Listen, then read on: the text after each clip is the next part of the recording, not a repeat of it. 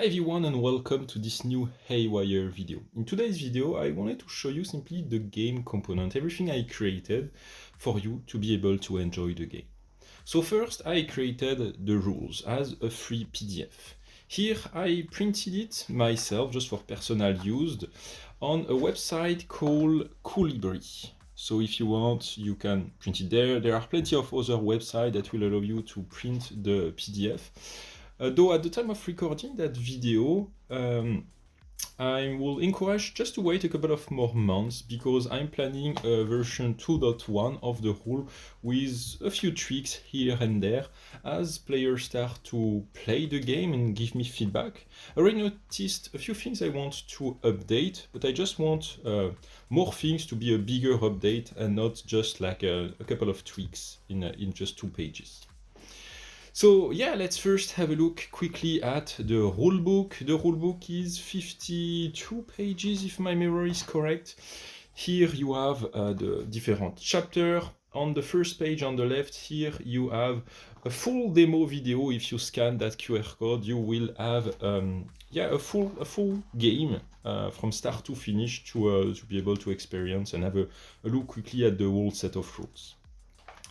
Here on the first page here you have a small introduction video to learn what is Haywire. On that right side you have an overview of all the components from the game. That's what I've scattered all around. I'm going to talk about all of these. Then you have some basic stuff like the gaming principle, how a turn works, the different cards and the enemy unit and different information regarding those. I created some graphics here to explain different things like the line of sight. Then we jump onto the setup. The first chapter, the first main chapter is the setup. So how to set up quickly a game. You first choose the theater of conflict. This is really based on the 3 different top 4 factions I've created for the game. So it's either the insurgent that could be used for Middle East, but also for pirates or for African militia. Then you have the Russians, so it can be used on Eastern Europe or maybe even in the US with a fictional invasion of the United States, for example. And then the last faction is the cartel. So the first thing, when setting up the board, you set up the threat token, then you select the faction, you define here information regarding the threat level, etc., etc. So that's the first chapter regarding this setup. Then you have the how to play chapter. It starts with all the different actions all your models can do on the board. So move, sneak, stalk, combat, grenade, entering Overwatch, for example. Then your leader can call support. This is talk about that here. After the player phase, the game is divided in 3 phases: the player phase, the observer phase, and the spawn phase. So this first part covers the player phase, then we enter into the observer phase, the enemy AI behavior. So their behavior is listed a bit here. After the observer phase, you have the spawns phase, where new enemy model will enter the board. Then we jump onto the weapons and equipment chapter. Here we talk about things like suppression, the behavior of fragmentation grenade, how to target a point on the battlefield, and other weapon information. Then you have the unit and classes. So Haywire is really based on classes and units. And this chapter will guide you in how to create a custom unit and how the already created unit works. Next, we have rules for vehicles. These are optional and things are subject to change in that chapter. I already have some idea to improve a few things. But yeah, those are totally optional, and I even encourage people that learn the game to start only with infantry rules. I play with Haywire for now 95% with just infantry rule because that's already enough for me.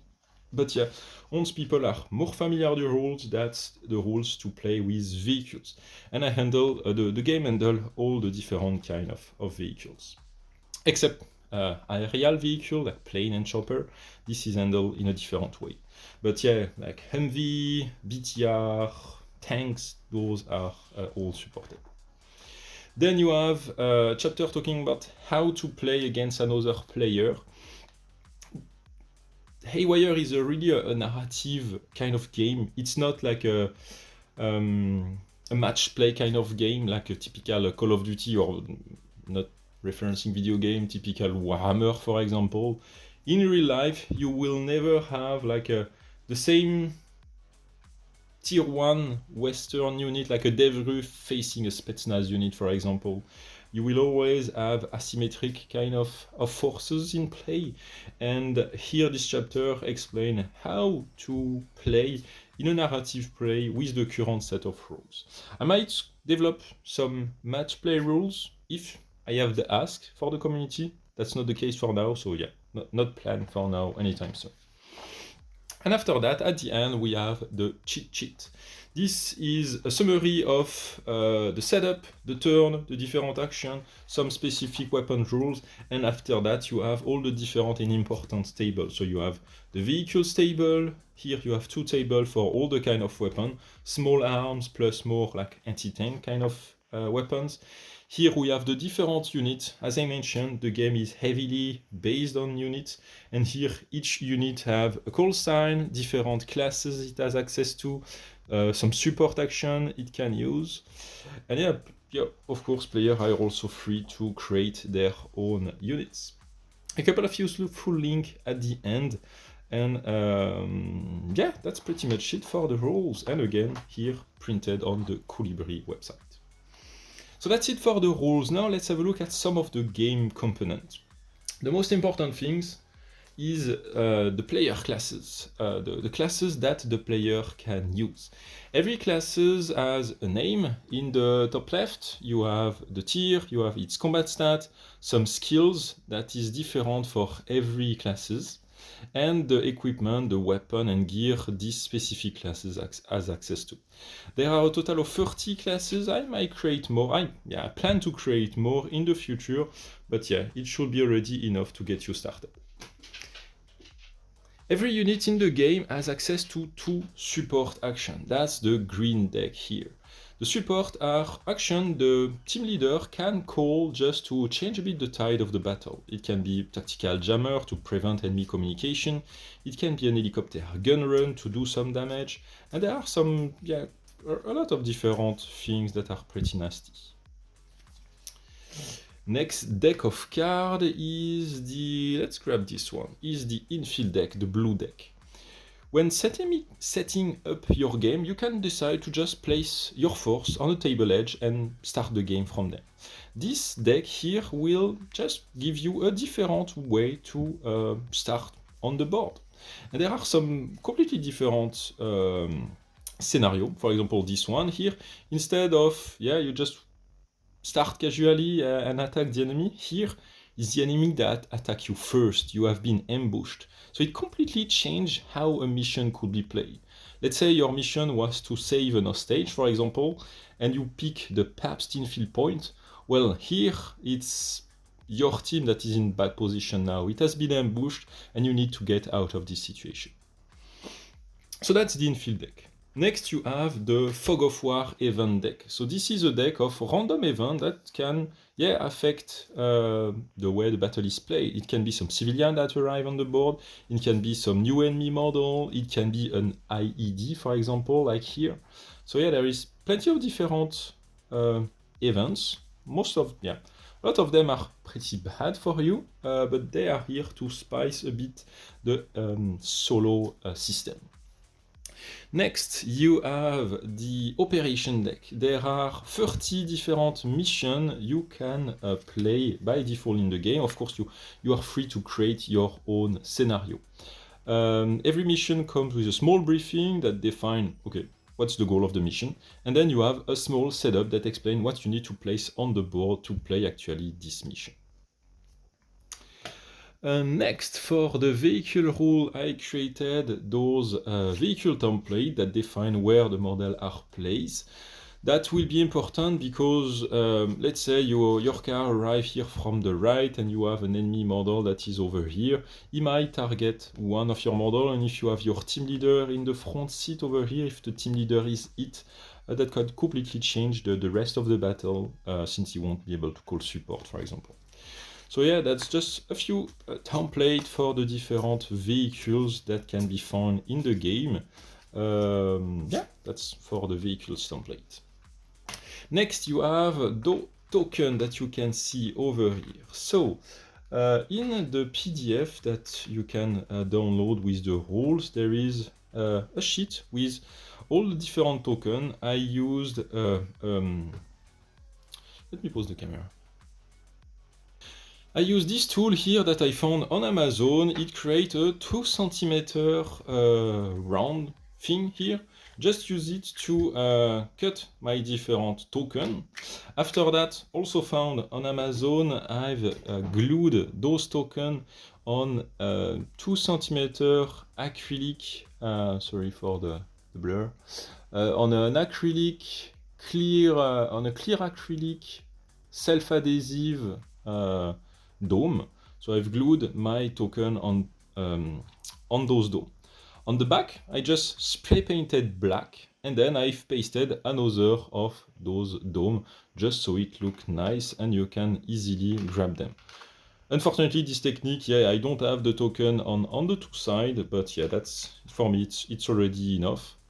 I might create some STL for the token at one point, but again, it's not on my priority list for now.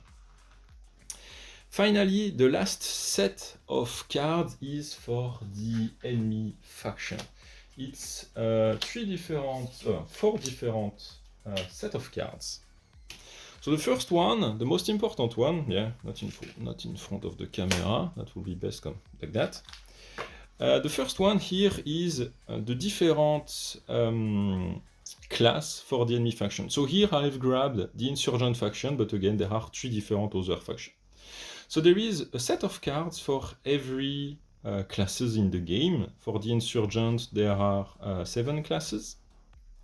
On the left you have like the player classes, the stat, the skill, the equipment, and on the right you have the behavior of that specific class when the alert is raised on the board. So yeah, there is plenty of different behavior. Some enemy will spawn in different locations, some enemy will behave in a different way just to mess up your plans. Next, you have the reinforcement card. So that's the main card for every faction. This defines the support the team leader can call, and when a new reinforcement arrive on a table edge, in what vehicle those reinforcements will arrive. And some enemy faction like the insurgent here can spawn a VBID or a medium or heavy armored vehicle like a tank or a BTR. So yeah, the insurgent could be really a tough enemy to fight. Next, you have the threat level. The threat level defines what spawn on the different threat token on the board. At the start of the game, we don't know where the enemy is located. We start usually at the threat level 1. You will roll a die and you will check on this table what spawns. So you roll a d20. If you fall on a 13, for example, it will spawn 1 fighter and 1 gunner. As the turn advance, the threat level advance, and you will have more and more chance to find enemies. So for example, threat level 1, on a 1 to 10, you have no enemies. But if you start to look at threat level 6, already on a 1, you already have some enemies. So you need to hurry when playing the game, because as the turn progresses, you will encounter more and more enemies. And for example, here at threat level 9, you have groups of 5 enemies that always spawn. And finally, every enemy faction comes with 3 unique support cards that just have effect on the board. So here the enemy can call a chemical strike, an hidden sniper, or for example here a mortar shelling. So that's just some pretty bad action. So that's why finding the enemy leader is also crucial in a game of Haywire. So that's it for this quick video. Just wanted to show you the game components. Let me know in the comments what you, Let me know in the comments what you think of that video, what you want to see next maybe, and I will see you soon for the next one. Bye everyone.